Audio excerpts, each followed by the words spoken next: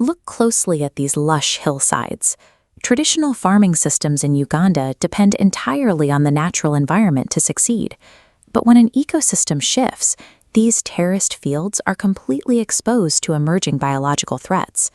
One microscopic pathogen can wipe out an entire season's harvest. Take banana bacterial wilt, for example. Once this disease takes hold, traditional methods like soil management or crop rotation fail because the pathogen lives inside the plant tissue itself. To stop the cycle, farmers need a way to produce thousands of plants that are biologically clean before they ever touch the soil. This search for precision leads us to the science of agricultural biotechnology and biosafety. Effectively managing these threats requires moving beyond general land management and into the specific world of biological intervention. Tissue culture begins by taking a microscopic shoot tip from a healthy donor plant. Placed in sterile agar, this clean tissue rapidly multiplies into dozens of plantlets. The result guarantees exact genetic copies that are completely clean, preventing wilt reintroduction. Tissue culture acts as a vehicle for replication. It maintains the genetic traits of the donor plant across every new copy, allowing success to be scaled across thousands of acres. This brings up a problem. If a banana species naturally lacks the ability to fight off disease, making 1,000 copies of it won't help. We have to look directly at the plant's biological blueprint, its DNA. Genetic engineering isolates a specific beneficial gene, like one for drought tolerance, and physically inserts it into the crop's DNA sequence. Conversely, marker-assisted selection simply scans the plant's existing DNA to locate molecular markers linked to desirable traits, identifying top performers early.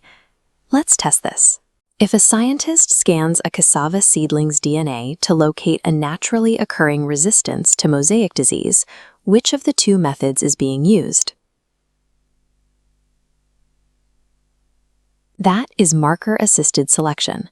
Remember, genetic engineering drafts new architectural blueprints by adding genes, whereas marker-assisted selection simply reads the existing blueprints to find the strongest candidates. Modifying biology carries risks. To ensure these new crops don't harm local biodiversity or cause human allergic reactions, we apply strict policies known as biosafety. The primary ecological concern is cross-pollination, where introduced genes spread into the wild ecosystem. To prevent this, scientists establish physical containment protocols. A mandatory empty buffer zone between fields ensures pollen particles drift and settle before reaching native plants. In Uganda, the National Council for Science and Technology manages these safety procedures.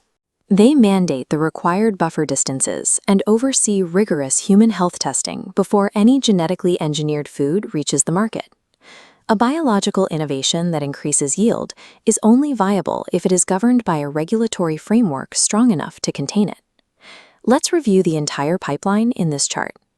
We start by improving traits at the genetic level using engineering or selection. We then move to scaling up that success by mass-producing identical, clean plantlets via tissue culture.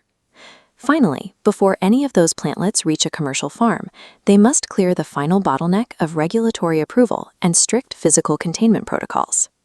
In Uganda, these scientific interventions and regulatory standards function as an integrated network, balancing the need for higher yields with the requirement for environmental safety. Here are your key definitions for exam prep.